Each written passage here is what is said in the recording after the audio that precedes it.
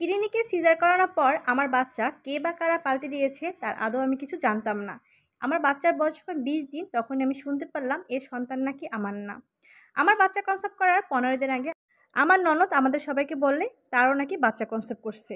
যেহেতু আমার প্রথম বাচ্চা তাই আমি বুঝতে বুঝতে আমার একটু ডেট হয়ে গেছে। আমার ননদ আর আমার বাচ্চার ডেট প্রায় সেম ২-১ দিন আগে পিছনে হবে। ওদিকে আমার ননদের শ্বশুরবাড়ির সবাই যাকে জানিয়ে দিয়েছে তার যদি এবার ছেলে না হয় তাকে নাকি তারা কেউ রাখবে না, কারণ ননদের আগে ৩ মেয়ে ছিল। ননদের প্রায় ২ মাস হয়ে যাবার পর ননদ আমাদের বাসায় এসে থাকা শুরু করলো। তো আমার শাশুড়ি আমাকে এবং আমার ননদকে দুজনকে অনেক খেয়াল রাখতো। আমাকে আর আমার ননদকে এক ডাক্তারের কাছে তিনি নিয়ে গেছে। প্রতি মাসেই আমাদের চেক আপ করাতো, কিন্তু কখনও আমাদের চেক আপের কোনো কাগজপত্র আমাকে দেখায়নি। আমি আলট্রা করাতো, আমি দেখতে চাইলে আমার শাশুড়ি বলতো না, দেখার কোনো দরকার নেই। আমি আমার শাশুড়িকে খুব ভালোবাসতাম এবং আমি বিশ্বাসও করতাম।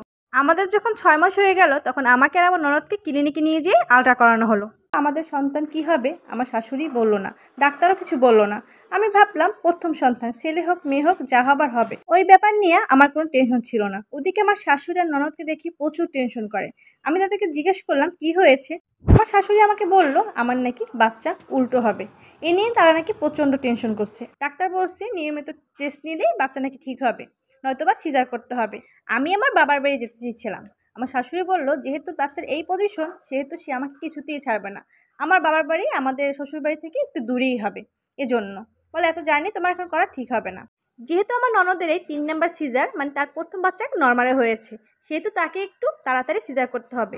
ওদিকে আমার বাচ্চা পজিশনও তেমন একটা ভালো না, উল্টো ছিল, তাই আমাকেও সিজার করাতে হবে। আমার শাশুড়ি বলল তোমাদের দুজনকে একসাথেই সিজার করাবো। তো যথারীতি দুজনকে একসাথেই সিজার করা হলো। তো আমার একটা মেয়ে হলো আর আমার ননদের একটা ছেলে হলো। তো ফ্যামিলি খুব খুশি ছিল।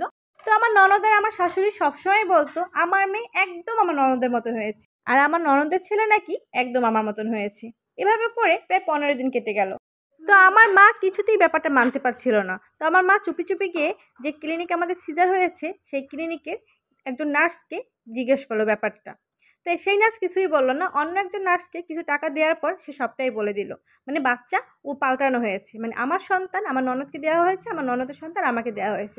তো আমার মা ব্যাপারটা জানার পরে আমাকে এসে বলল। তো আমাকে এসে বলার পরে আমার তো দুনিয়া সব অন্ধকার হয়ে গেল যে কী থেকে কী হয়ে গেল। মানে ওটা করেছে আমার শাশুড়ি আর ননদ দুজনে মিলি, অন্য কেউ কিন্তু জানতো না, আমার স্বামীও জানতো না।